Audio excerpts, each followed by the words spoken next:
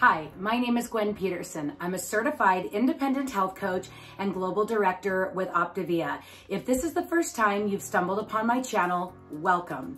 Make sure to click the subscribe button if you would like to be notified every time I load a new video. And then if this video offers you value, make sure to click the like button. And then if you would like to be notified every time I roll out a new health and wellness challenge or the new little things that I'm doing, make sure to come on over to Facebook and join my closed group called Gather with Gwen.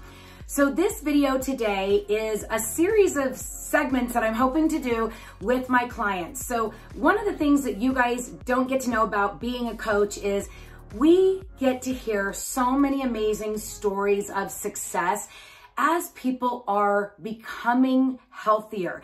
And as you know, for me, it's not about them getting physically healthier. I mean, of course, I love it when they are pulling weight off, they start resolving some of their health issues. But for me, it's more important about that mental component for them to be really changing their brain.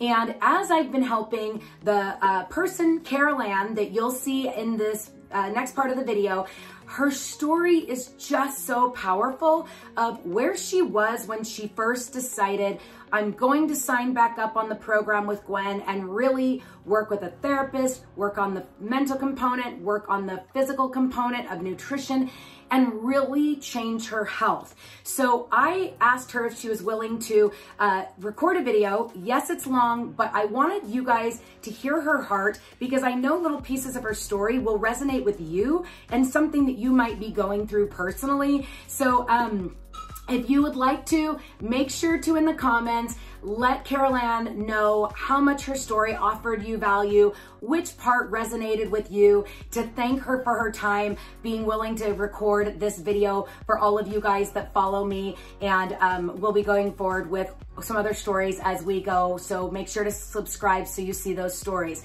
I will also be inserting right after this, before her story, the Optavia disclaimer. Results are not typical. We do not guarantee results, nor will we say your results will be similar to what she has experienced. Everybody's results are different. Everybody's results on the mental component will be different. So your experience will be singular to yourself and your journey. So I will be putting that disclaimer in there a couple of times just to remind you that everyone's journey is different, but as long as you are focusing daily on moving your health forward, that's the goal of all this. So sit back, relax, and I hope you enjoy hearing her story.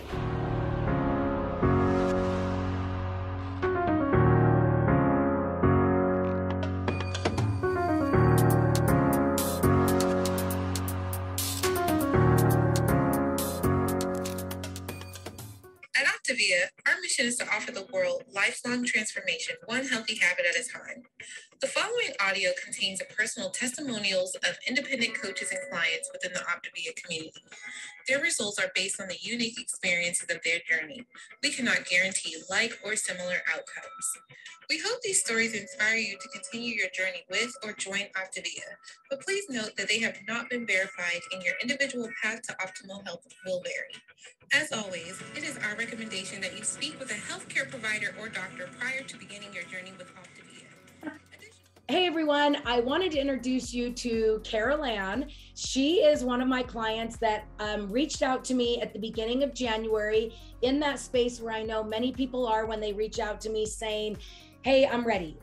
Well, Carol Ann's story, and I'll let her talk a little bit more about it, but I always like to let people know what I'm told and then what really goes on behind the scenes because we know there's more going on. So when she reached out to me, she let me know that she had done the program years before, had been successful, had lost 60 pounds. But as you know, when you watch my videos, it's not about the weight loss phase at all. It's about doing transition correctly. So you then really know how to eat the bread, the fruit, the ice cream, the alcohol, whatever, correctly paired with protein. Because if you don't learn that part, you will gain the weight back. And that's Carol Ann. She was obviously amazing in the weight loss phase, lost 60 pounds, but that transition piece was missing for her. So then she slowly started gaining that weight back. And then if you guys don't know, there's this thing out there called COVID that people have really gained weight during. And Carol Ann put another 30 pounds on to then reach out to me saying, Gwen, I have 90 pounds to lose. I'm ready to do this the right way. My coach isn't really involved anymore. And so I would love to have you work with me. And all I knew was that she wanted to get the weight off and that she wanted to get pregnant and has 2 dogs that she loves. Well, anyhow, there was a lot more going on behind the scenes. And again, results not typical. There will be disclaimers at the beginning and end of all of this. But in her first week, she lost 9.5 pounds and was talking about on the week 1 check-in about her relationship with alcohol. And then when we did her month 1 check-in, as I'm looking at all my notes, this is how I keep track of how everything goes, because I can barely remember what I lost last week, let alone somebody else. And then in her first month, she was down about 13.5. So Carol Ann, though, tell me, that was your snapshot of me doing your health assessment. Tell me what was really going on with you at that point and why you finally were like, Gwen, I'm done, I'm ready. Well, it kind of starts back in 2019. I had a little bit of a serious nervous breakdown. And I'm fine talking about that because it's a thing. Like, people go through this, it's a thing. So I had the breakdown. I had to take work off. I was on leave. I would have panic attacks. I couldn't leave my house. I would get so nervous just thinking about going to work. So I was like transitioning back to going back to work full time. And that took about 3 or 4 months before I really had anything under control. And everything was kind of going really well. I went on my dream vacation, wanted to get my life kind of back on track. And then I had a really close friend pass away from cancer on my birthday. So that just kind of threw me into a spiral, just a terrible downward spiral. I just kind of, I didn't really eat a ton of like bad food. It was more of just the alcohol and just taking comfort in knowing that I could just get numb after work, every day after work and on the weekends. And then I started, my husband actually would have to hide the alcohol during the week so that I wouldn't drink all week. And that was actually more for cost efficiency than it was for my alcoholism. He did not like going to the store every weekend, and I wasn't going to go get it. If I couldn't see it in the house, I wasn't going to go get it because of my agoraphobia. So he would hide it, and then he'd bring it out on Friday. And we're talking like I would drink maybe a liter of vodka or scotch in 2.5 days. It was just constant. And my tolerance just went up and up and up and up. So I'd have to have more and more. And then that's calories and calories. And I don't do anything. I would just sit on the couch or sleep or, pass out because I had a liter of vodka in me. And I didn't really consider myself an alcoholic because if I wanted to, I could stop. I just didn't want to. And finally, that lasted until, honestly, I reached out to Gwen in January of this year. So COVID happened. We were working from home. I was just packing on the pounds. I didn't want to do my makeup. I felt like crap. I looked like crap. I never had my camera on Zoom. And I was always in pajamas. Sometimes I would lose track of how many days I was in the same pajamas. And because I'm, with the anxiety and work from home, showering became a thing for me with the anxiety. Like, it was really hard for me to even get into the shower without having a panic attack. So there's a lot of moving pieces going on there with the anxiety and the depression. Let's throw in alcohol and that's going to solve all of our problems, right?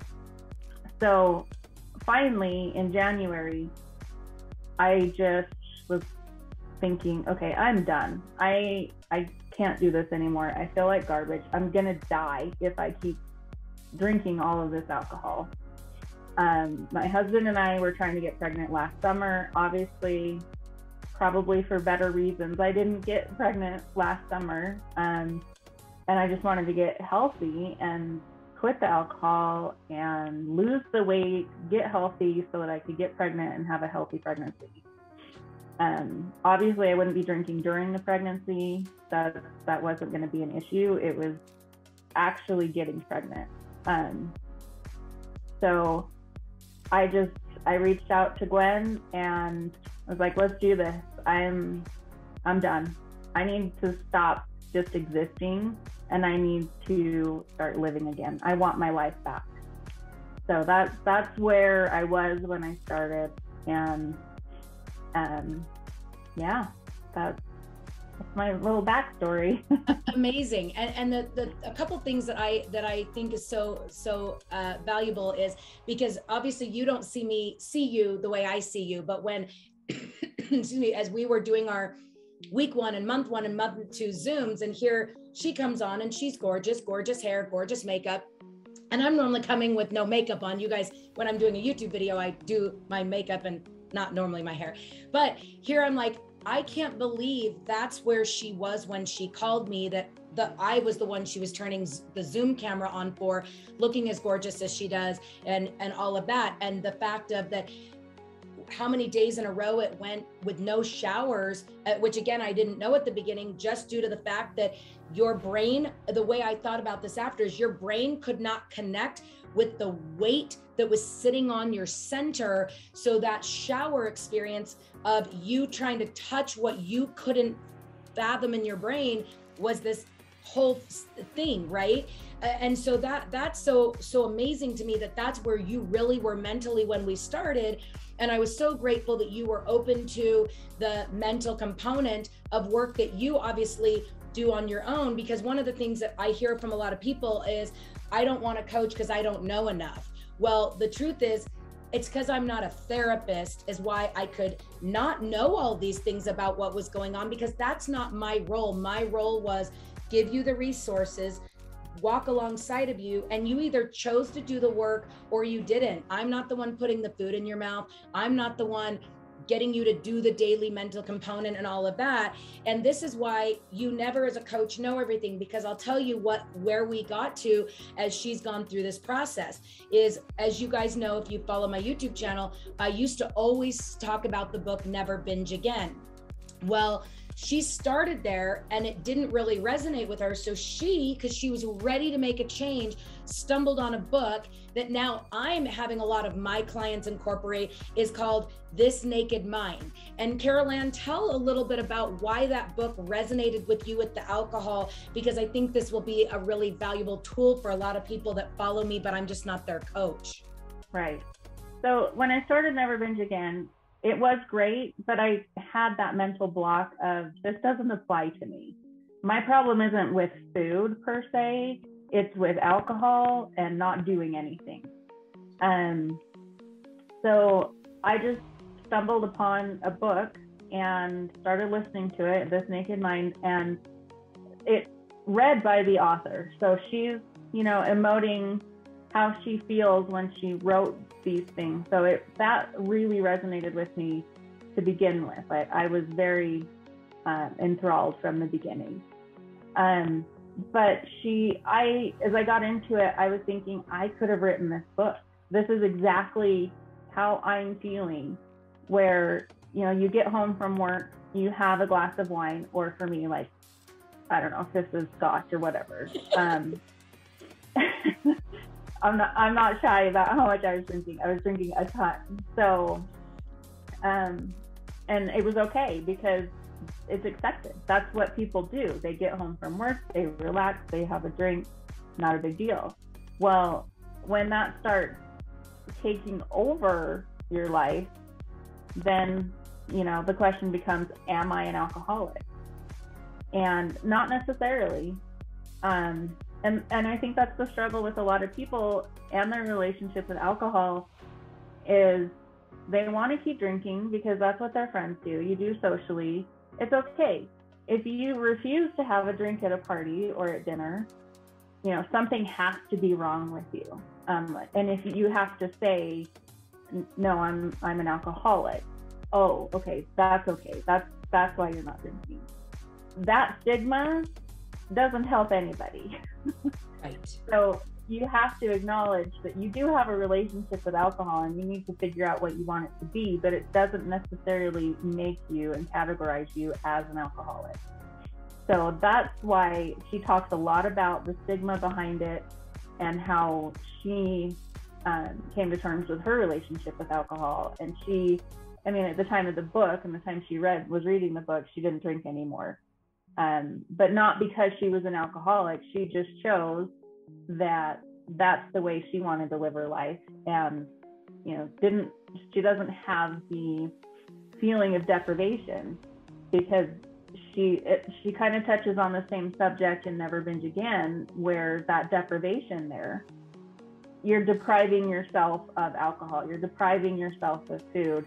Well, actually, if I continue on the path that I'm going on, you're depriving yourself of a longer life. You're depriving yourself of health.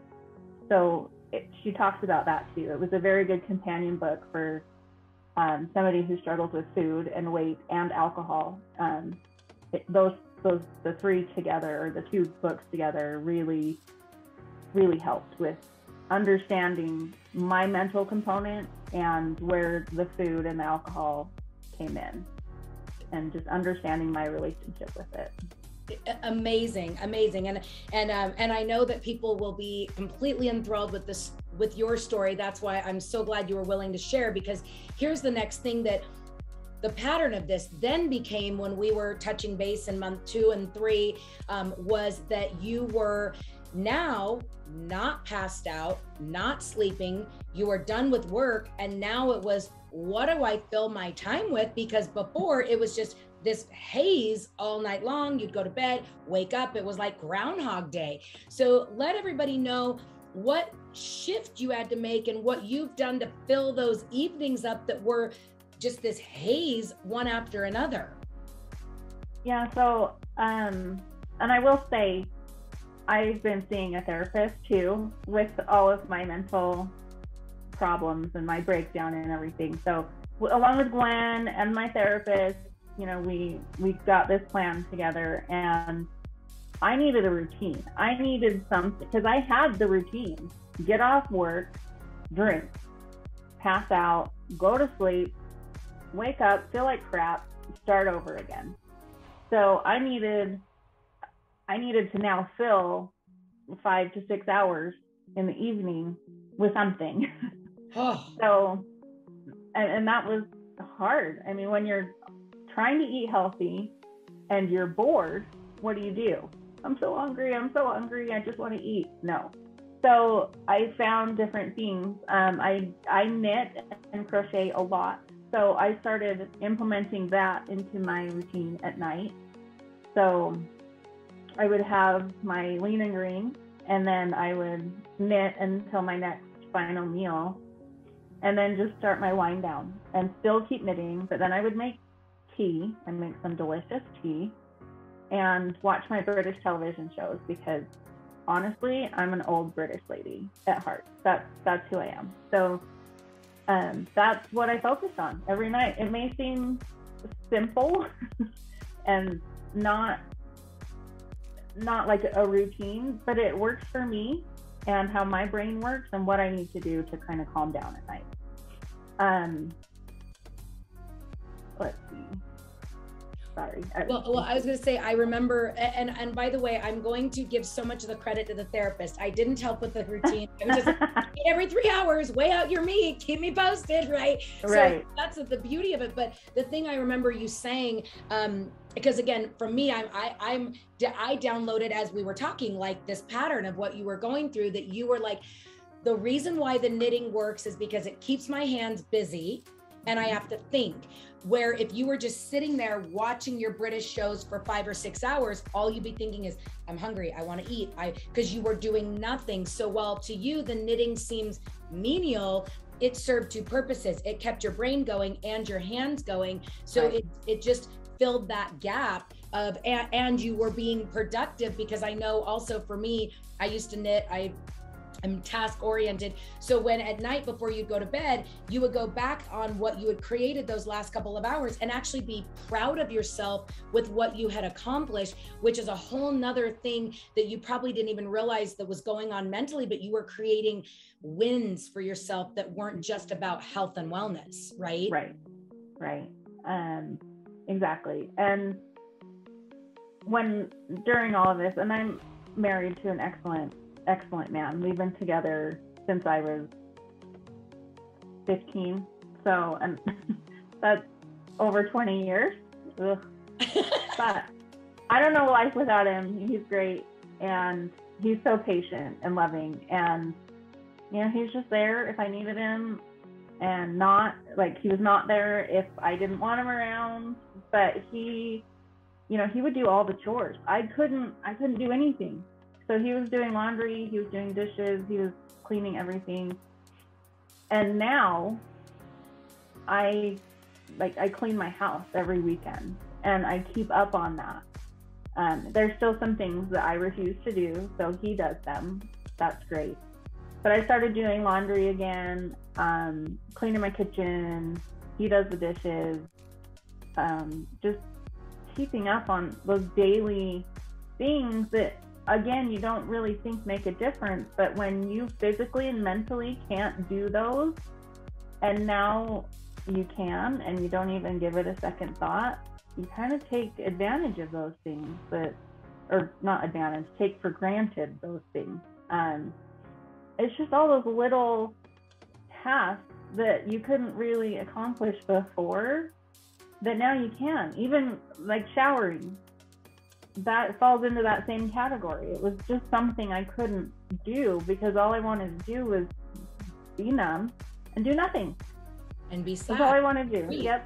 Well, and you know what? I'm looking at my notes. That's why I was looking down. One of the things you had said to me in the second month is you had said, you were struggling with the energy to shower, but the other thing you weren't doing is you weren't vacuuming, because you were so exhausted that the vacuuming would make you sweat even more, which now compounds the shower issue. And it would make you so exhausted that you just stopped vacuuming, and your husband picked up those pieces for you just because it needed to be done, right? Yeah, exactly. I couldn't go up and down our stairs without being exhausted. And the vacuuming, my back would hurt so bad, and I would just start sweating. So we got a Roomba, but that doesn't do everything for me, right? And right. It's great for hardwood floors. It helps with that, but you've got to get the vacuum out when you've got bugs. So yes, but now I do that. I do that. I vacuum really, really well once a week, and then the Roomba goes the rest of the week. For me, I think though the big thing was laundry, because it would drive me nuts the way that my husband would do the laundry, but yet I wasn't doing anything about it. So now I have that control back. That makes me happy that I actually can do it and do it. So yeah. I love that. Well, and again, let's be real. If you're wearing the same pajamas multiple days in a row, the laundry wasn't stacking up too bad, but it's still, I know what you're saying. Like the way somebody puts away laundry, it's the little things that add up. So I know that I'll be putting this in the beginning, but what's really amazing about where we are as of today is a couple things that as we keep going with her check-ins, it's not about, are you weighing out your meat? Are you eating out by fueling? Well, that's not our check-ins anymore, because obviously she's past that, or she wouldn't be having so much success. So again, there will be disclaimers, but she started January 27th at 246.8 pounds. And by the way, you are how tall? I'm 5'8". 5'8". So 247 pounds ish. And as of right now, she is 183.5. So that is 63.2 pounds down. And for me as a coach, yes, I'm thrilled about the weight loss, but I'm more thrilled about the growth as a person that she's creating. Because you think about it, if she'd been able to just cut off the alcohol and eat healthy and had gotten pregnant, she wouldn't have been emotionally healthy. And who knows, we know that that postpartum depression would have kicked in because she was already still depressed and not having wins and not doing the things, the laundry, right? So then when she has this baby that's not nursing well and her hormones are off and her husband folds the laundry wrong, watch out, poor husband, right? Like we can foreshadow what that would have looked like, right? So, and then, you know, the other thing we were just talking about last week was that she's going to be implementing chasing cupcakes now, because again, you never stop that mental component, because with every pound you lose, you're shedding different things from your past and habits. So that mental component doesn't stop just because she's killing it on our program. But really what's so fun is that she, like most of us, has these stacks of jeans in her closet that she's slowly working through, getting really close to that lowest size that she used to be in. And how thrilling is that for you to be like watching that pile go closer and closer to that lowest one? It's very exciting. And I just the other day, 2 days ago, I thought, I'm going to try these Kens on. And I tried them on, and they're buttons, and they are not tight. I mean, they're tighter, but they're on, and I'm not uncomfortable. So I'm in 10s now. Officially, I'm in a size 10 for my jeans. Not so much the low rise hip huggers, so they have some issues there, but the high rise, we're good. It's suck it up. And well, did you even have jeans at that start, or because you were in pajamas and you did? So what size were those original jeans that when you started the program? They were 16, and that was kind of my turning point when I was like, I'm done, because I had to buy 2 new pairs of jeans that were size 16, and my brain did not like that. So, nope. And those started, I mean, really within the first week, I was out of them, and I was in my 14s. And then, you know, I was in my 12s, and now I'm in my 10s. And if I can get to my 8, I'm going to be one happy lady. So yeah, it's great. You'll for sure be there. Well, and I think that, you know, we've had our ups and downs during these last 6 months of, you know, constipation and figuring that out, which that's kind of when we're unhealthy, our gut is unhealthy, we need extra things. And, you know, we figured out that dance for her digestive tract. So we got that back on track. The electrolytes being low, we've kind of beefed those up. So her energy's gone up, depending on, you know, and what I find is the more weight you lose, kind of the more electrolytes sometimes you need, because you're just burning fat so efficiently that you're also burning electrolytes. So that's good. And so this is what's just so exciting. And I felt like if she was willing to share her story with those of you guys on YouTube, for me, my goal is always to offer value for people. And Carol Ann's story is so powerful, but I'm the only one that knows this story. And I know so many people come to my YouTube channel looking for just motivation or something like that, that I knew that her story with the showering, the anxiety, the panic attacks, all of that, there's so many women going through this right now, especially coming through COVID and trying to figure out this new normal. And the new normal includes bigger clothing because you've just gained weight, not knowing how to manage the stress, you know? So I love that you dove into the mental component. The one thing that I wanted to leave with, because I'm sure that if I was watching this, I'd be like, well, where are we on the pregnancy thing? Because tell them where you've decided to be and what's your future, what's our next steps here. We are going to Cancun in August, and then we'll really start trying again after that, because I should be at my goal. So that's where that's at.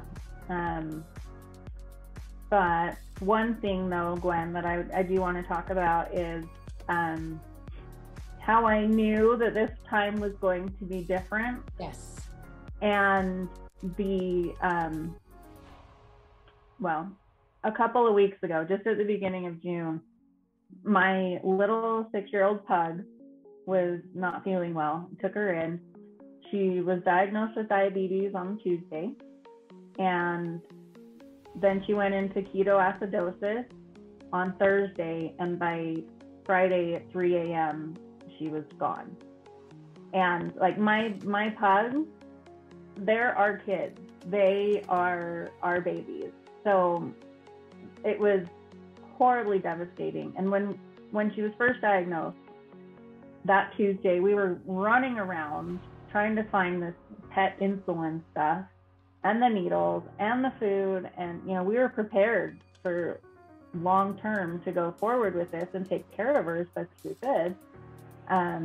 But she, I think, made the decision like, yeah, I don't want to do that, Mom. I'm done. I'll make it easy for you. So, you know, but when we were running around and I was so stressed, I even said to my husband, I want a drink. Like, I want a drink. And it's been the first time since I started the program that I wanted that. And then as I got to thinking about it, I thought, should I feel guilty for wanting a drink? And then immediately my brain, not my pig, but like my other rational side said, there's nothing wrong with wanting a drink, but how are you going to deal with it? And if you do take a drink, where are you going to go with it? Is it going to go out of control? You know, and look at how far you've come. Do you really want to take that risk right now? And ultimately, no, I did not have a drink. I just focused so much on my routine that I didn't have time for a drink. And then with how far that I've come, I really didn't want to start my self-sabotage again. So my brain went into self-preservation and survival without alcohol for the first time in a very long time. So that's when it really clicked with me that, you know, I think I can do this. This isn't a temporary diet to lose weight. This is a whole new state of mind for me. So that was huge. That's huge, because this is probably, I mean, close to your friend dying, your animals are your kids. And that, think about the choice you made when your best friend passed away was a year of losing your normalcy over, or is that the way you say it, over that, where your dog, you can't ever replace your dog, you've been with your dog for years, all of that, but you, as Dr. A would say, you've just figured out the different resources, you stopped, you challenged that thought process, and then you made the choice that is in an alignment with what you want in your future. And that's what your brain actually did, because you will forevermore. I remember my mom saying to me once, do you ever tell people that those thoughts never go away about wanting to eat or drink bad? And I'm like, no, until I'm ready to understand that and ready to stop, challenge, and choose.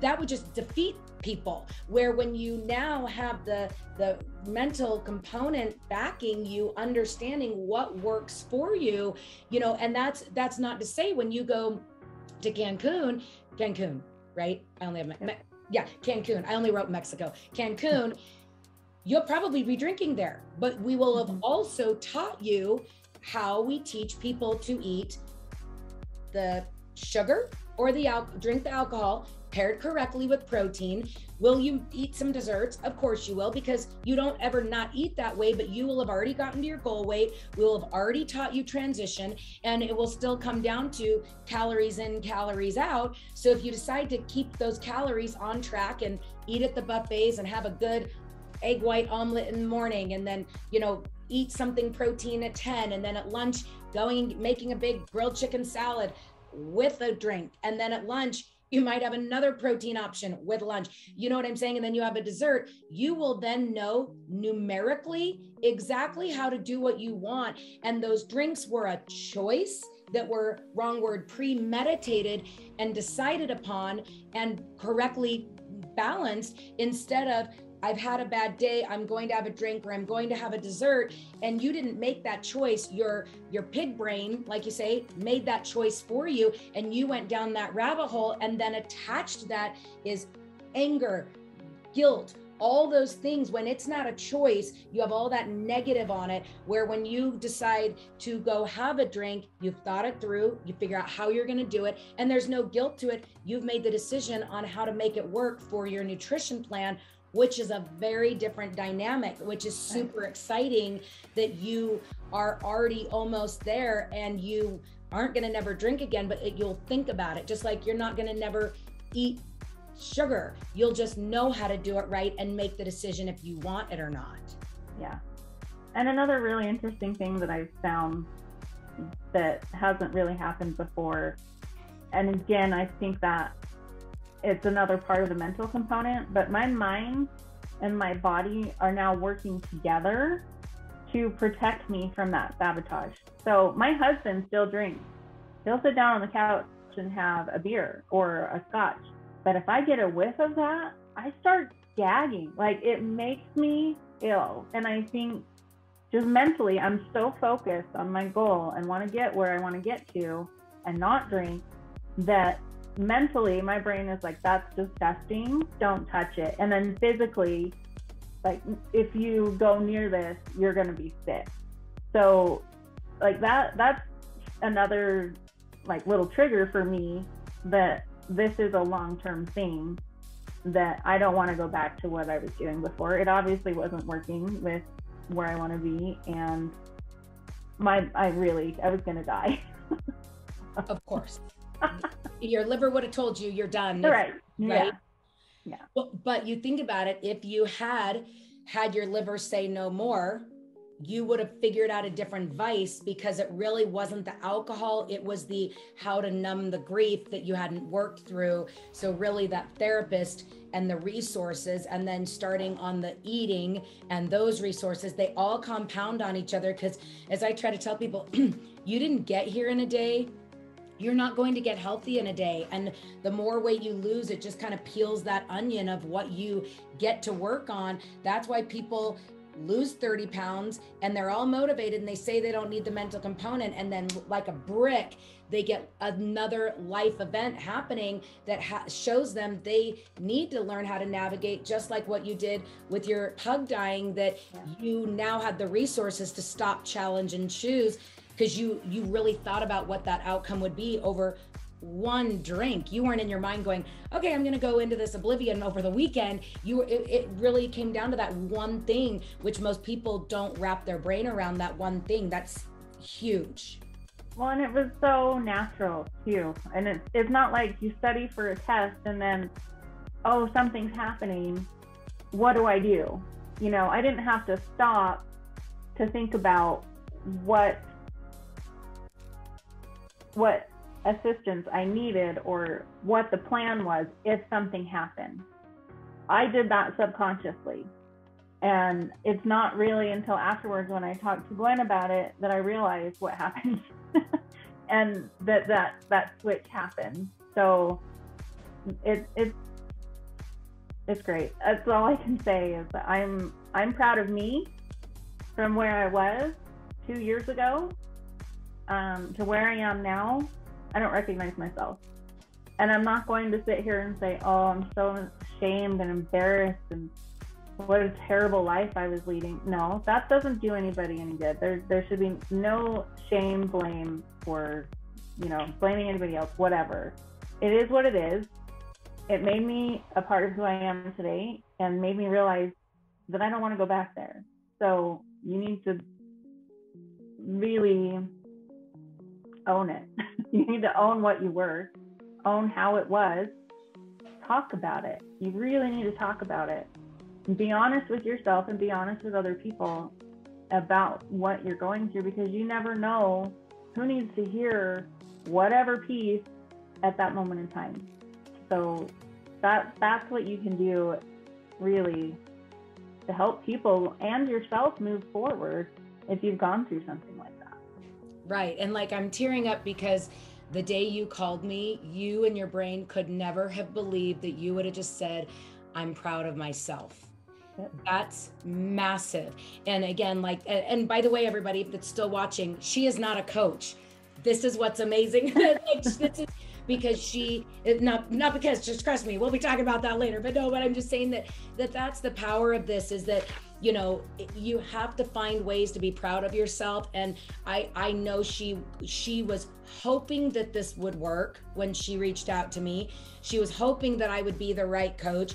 I think that probably, as you can see, we have a good relationship, but really she's done all the work to make herself proud of her. I just made sure she was weighing out the meat and kept making sure she was doing the mental component right. But that's the thing, is like, it just as a coach makes me so, you know, like, because again, I get so many people say, well, I want you as a coach. I'm like, well, listen, she's the one that's done the work. And if you're not ready to do the work, it doesn't matter if you have the top coach in the whole company, you will still fail because you're not ready to do all the work. And that's the beauty of this is, yes, we're right now at the 183.5. We're shooting for about 160, right? That's kind of where what really today now is your number, knowing that we might bobble if we don't get right there to that trip. But where do you think you're going to shoot for? Anywhere between, if I can just maintain 155 to 160, I will be happy. My body, because of how I'm built, and I'm very tall, well, not very tall, but I'm tall. Any thinner than that, it doesn't look very flattering. It's not very good. So if I can hit 155, maintain between, that 10 pounds, 155 to 165, that's my comfort zone. My body can do that. I know that. I've been there before. It was just that mental component and the self-sabotage that really, really got to me. So, right. So that's the thing, is that's what's beautiful about this is she, like I say, yes, she's over 60 pounds down. She still has more to go, but that doesn't mean that she's now not going to start on chasing cupcakes and just keep going with that mental component. And even when you get into transition and maintenance, let's say after the Cancun. I'm writing that down. My brain, seriously. Cancun. After that trip, she may need to pull a few more pounds because maybe we didn't get all the way there, which is fine. I'll teach her how to eat. Just if you're gonna eat a carb, eat balanced protein. Let's let it ride, figure out where we are and there. So we might be looking at October before she's really at that weight, staying there, already in maintenance and all of that, right? But that doesn't mean that the mental component ever stops, because she's going to have another life wrench and all of that. And what's really awesome about it is now that she knows how to eat every 3 hours, keep that blood sugar stable. Let's say October 1st is when the pregnancy thing comes, right? So then guess what? Your doctor's going to tell you, you get to eat 1,500 calories a day to support that growing baby. She will still keep eating balanced every 3 hours. We will work on adding all, like it's the weight gain program, not really, she won't gain, but if a teenager was asking me to help them gain weight, we would be just doing the same thing. Let's start at the caloric intake, eat every 3 hours, make sure you have an exactly carb, protein, fat balance of the 5 and 1. It's just a lot more calories. And guess what? That pregnancy will be a 25-pound pregnancy because she understands nutrition now versus like what most of us do. And you know what? If she gets deathly sick, which she might, that was my first 3 months. I literally, the only thing I could keep down was chips and salsa. You take it for what it is. It's not that you're making bad choices. It's you trying to stay alive and not die through the first 3 months. Right. And then once she starts feeling good, we'll just ramp into the balance again of eating and in the right caloric intake. And that will be such a healthy pregnancy. That's the beauty of health and wellness, is it's just about balance and calories. It's not about a diet. And so, if she decides to eat the fuelings while she's pregnant, just to have something to throw in between the bigger meals, because she's trying to hit the caloric intake, she's not on our diet. Our program is not the 5 and 1.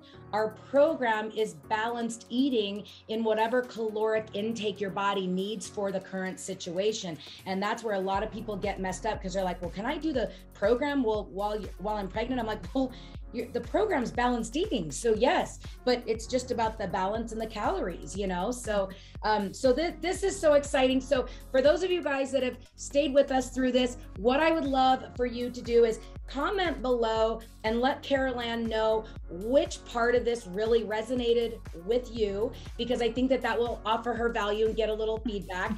Number 2, throw in the comments if hearing this experience makes you think, holy cow, I think Carol Ann should be a coach for me, because I deal with that. But of course, she would never be the therapist. She would be the guide. But if you are in the shoes that she was when, you know, you decided to start, she would be making sure that you are working with a therapist, because we are not trained that way. We are the guides on the nutrition, right? So if you would just comment below as you're watching this, what resonated with you? I would love to hear that, you know, because as I was going, you know, as Carol Ann is just every month as we've checked in telling her story, I'm like, this story needs to be heard, because I know there's so many women that are dealing with different components of her story that just need to hear that she's doing the daily work. It all adds upon each other to being the 63 pounds down. She's working toward that goal weight, working toward a vacation, working toward pregnancy. And, you know, we'll see, you know, as we go, if you guys would like the update where we are like in October, to tell how her vacation went, tell how her weight loss goes. We'll see if she's up for that, you know, when we get there. So Carol Ann, any last things you'd like to wrap up with? No, I think we really covered a lot. So sorry everybody for the emotional vomit there. So yeah, but you never know who it's going to help, and it really helps you move forward. So I think we really touched on everything both you and I wanted to really get out there. Perfect. I love it. Well, I'll just wrap up like I always wrap up my videos. First of all, I plan on, if my clients willing to share their stories, I plan to do more stories. So if you are not following my YouTube channel, make sure to click that subscribe button so you get notified as I load these videos.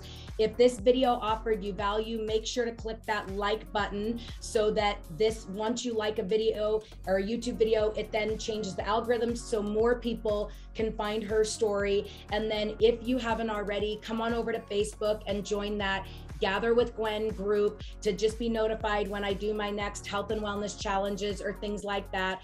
And like I always wrap up in my things, which Carol Ann's story is exactly right, is my motto is the only way to be healthy in life or your health and wellness is just to not quit. So just don't quit, because Carol Ann is the perfect example that she just didn't quit. She's had starts and stops, but she decided she wanted more. So she just kept getting up. And it comes back to that old saying that, you know, it's not how many times you fall down, because you will always be given obstacles. It's not about how many times you fall down. It's about how fast you get up. And for Carol Ann, it was a year, right? From the time of her friend passing to now. You know what? When she gets pregnant, she might get sick, she might have some bobbles, but she will get up faster, because with every fall, she's kept infusing the mental component to become a stronger person. So she just keeps getting up faster. And that's the goal in life, is you're going to fall and you're going to stay down for a while, but the faster you get back up and not be in that space of believing this is your future, there's always an answer. You always can fight for whatever you're trying to achieve. It just is hard sometimes. So Carol Ann, I'm so proud of you for reaching out to me and saying I'm ready. It's amazing to me. I didn't know all the things that were going on behind the scenes until we were peeling the onion as the weight was melting off. Your story came alive, and I know that it will offer value for everybody. So thanks everybody for watching, and have a good day. Bye guys.